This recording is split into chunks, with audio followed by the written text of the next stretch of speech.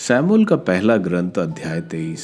काइला में दाऊद को यह समाचार मिला कि फिलिस्तीनी काइला पर आक्रमण कर खलिहानों को लूट रहे हैं। इस पर दाऊद ने प्रभु से पूछा, क्या मैं जाकर उन फिलिस्तीनियों पर आक्रमण करूं? प्रभु ने दाऊद को उत्तर दिया, जाकर फिलिस्तीनियों पर आक्रमण करो और काइला की रक्षा करो। किंतु दाऊद के आदमियों ने उससे कहा, जब यहाँ यूदा में रहकर हम डर रहे हैं, तब यदि हम फिलिस्तीनियों की सेना के विरुद्ध लड़ने काइला पहुंचेंगे तो वहां हम और अधिक डरेंगे। दाऊद ने फिर प्रभु से पूछा और प्रभु का उत्तर यह था, काइला चलो, क्योंकि मैं फिलिस्तीनियों को तुम्हारे हाथ दे दूंगा। तब दाऊद अपने आदमियों के साथ काइला जाकर फिलिस्तीनियों से लड़ने लगा। उसने उनके ढोर छीन लिए और उनको बुरी तरह पराजित किया। इस प्रकार दाऊद ने काइला के निवासियों की रक्षा की। जब अहीमेलेक का पुत्र एबियातर भागकर दाऊद के पास काइला आया था, तब उसके साथ उसके हाथ में एक एफोद भी था। साउल को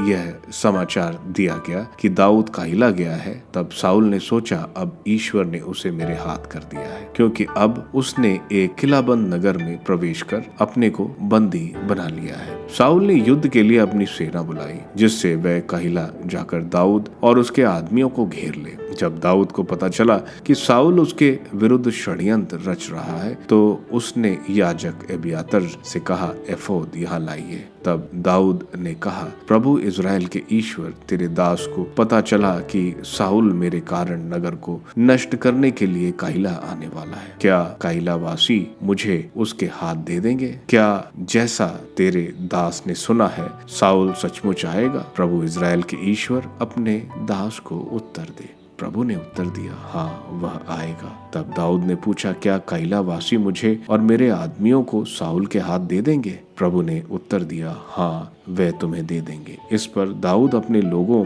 के साथ वहां से भाग चला। उनकी संख्या लगभग 600 थी। जब काइला छोड़ने के बाद वे इधर उधर भटक रहे थे, तब साउल को समाचार मिला कि दाऊद काइला से भाग निकला है और उसने नगर पर आक्रमण करने का विचार छोड़ दिया। जीव के उजाड़खंड में दाऊद उजाड़खंड के बीहड़ों में और जीव के उजाड़खंड की पहाड़ियों पर रहने लगा। साउल उसको ढूंढता रहा, परंतु ईश्वर ने उसे उसके हाथों में नहीं पड़ने दिया। दाऊद को मालूम था कि साउल उसके प्राणों का गाहक बनकर उसका पीछा कर रहा है। उस समय दाऊद जीव के उजाड़खंड में होरेश में था। साउल का पुत्र योनाथान होरेशा में दाऊद से मिलने आया। उसने ईश्वर के नाम पर उसे ढारस देते हुए कहा, डरो मत, मेरे पिता साउल तुम्हें नहीं पकड़ पाएंगे। तुम इज़राइल के राजा बनोगे और मेरे पद तुम्हारे बाद होगा। मेरे पिता साउल भी यही जानते हैं। तब दोनों ने प्रभु को साक्षी बनाकर संधि की। दाऊद होरोशा में ही रह गया और योनाथन घर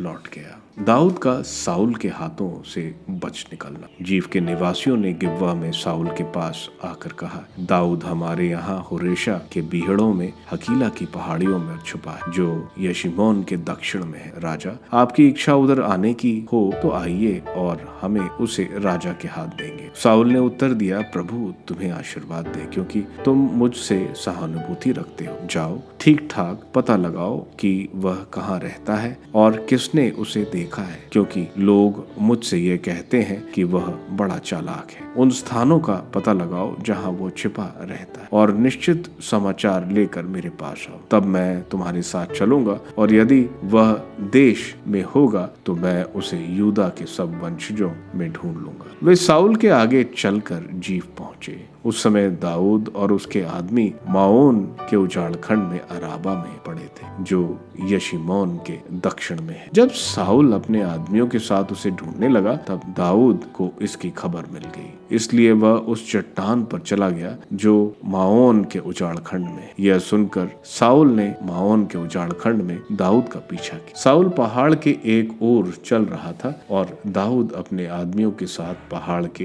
दूसरे ओर। वे साउल से बचने के लिए जल्दी जल्दी आगे बढ़ते थे। साउल और उसके आदमी दाऊद और उसके आदमियों को घेर कर पकड़ने वाले ही थे कि अचानक एक दूत ने साउल के पास आकर कहा, जल्दी चलिए, फिलिस्तीनियों ने देश पर आक्रमण कर दिया है। इस पर साउल दाऊद का पीछा करना छोड़कर फिलिस्तीनियों का सामना करने चला गया। इसलिए उस जगह का नाम अनिश्चय की चट्टान पड़ा।